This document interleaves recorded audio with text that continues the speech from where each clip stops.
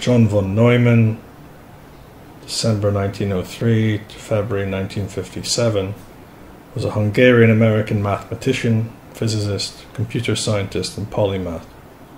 Von Neumann was generally regarded as the foremost mathematician of his time and said to be the last representative of the great mathematicians, a genius who was comfortable integrating both pure and applied sciences. He made contributions to a number of fields, including mathematics, foundation of mathematics, functional analysis, ergodic theory, representation theory, operator algebras, geometry, topology, numerical analysis, in physics, quantum mechanics, hydrodynamics, quantum statistical mechanics, economics, game theory, and in computing, he invented the von Neumann architecture, linear programming, self-replicating machines, stochastic computing, and statistics. He was a pioneer of the application of operator theory to quantum mechanics in the development of functional analysis, and a key figure in the development of game theory and the concepts of cellular automata, the universal constructor, and the digital computer. He published over 150 papers in his life, about 16 pure mathematics, 16 applied mathematics, 20 in physics, and the remainder on special mathematical subjects or non-mathematical ones. His last work, an unfinished manuscript while written in hospital, was later published in book form as The Computer in the Brain. Okay.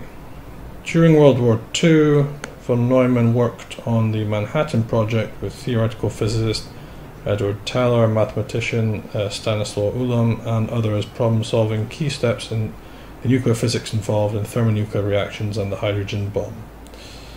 Okay, so, and he also promoted the policy of mutually assured destruction.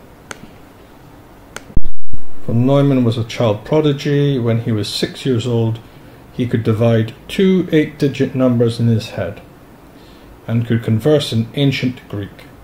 When the 6-year-old von Neumann caught his mother staring aimlessly, he asked her, "What are you calculating?" I'll read that one more time. Von Neumann was a child prodigy. When he was 6 years old, he could divide two 8-digit numbers in his head. Okay, just think about what a normal 6-year-old is capable of doing.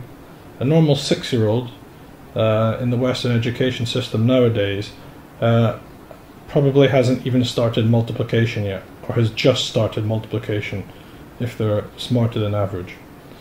Von Neumann, however, can divide two 8-digit numbers in his head at the age of 6, if you believe that.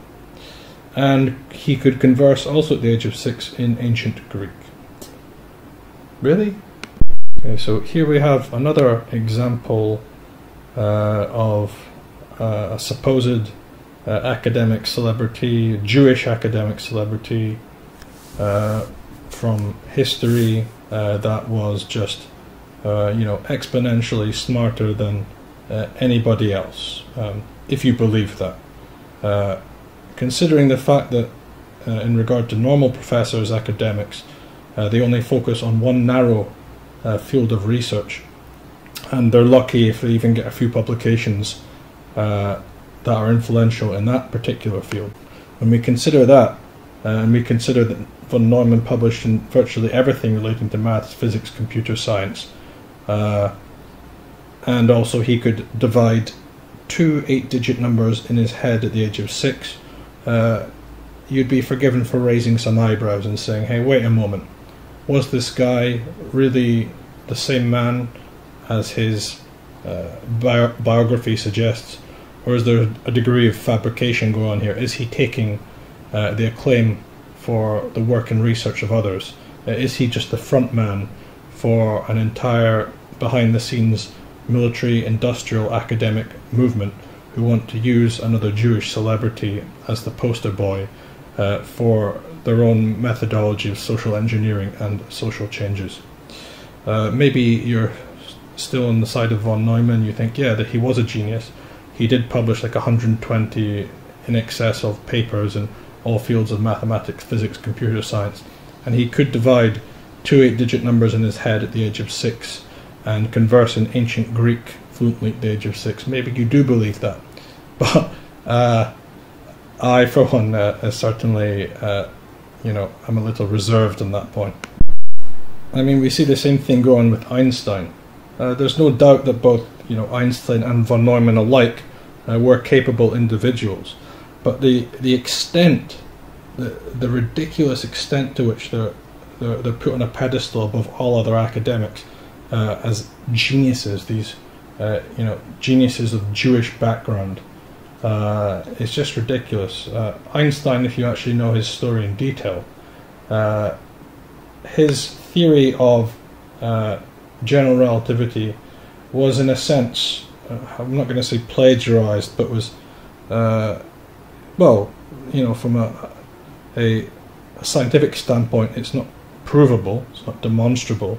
And also the idea actually came from the French mathematician Poincaré anyway.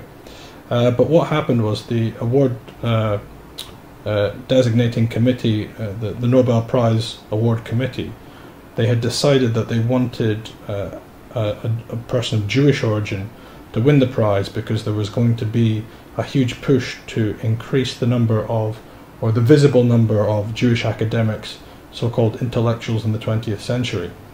So they said, okay, they told Poincaré, we will award you the prize, the Nobel Prize, the following year, but you should allow Einstein to receive the prize this year. However, in order to avoid subsequent charges of plagiarism, if you actually know the details of Einstein's Nobel Prize and why it was awarded, he was not awarded it for general or special relativity. He was awarded it for, I think it was philosophy or something along these lines. So it wasn't actually for science. It wasn't his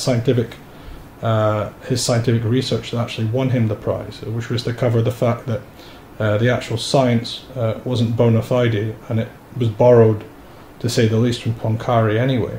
So we have this pattern of these kind of Jewish pseudo-intellectuals, Einstein, von Neumann, taking credit for other people's work and being set on a pedestal well above anyone else, as though they were some kind of human computers, as if they could divide two 8-digit numbers by the age of 6 and converse in ancient Latin, so to speak. Okay, we have the same thing going on with people like Noam Chomsky nowadays.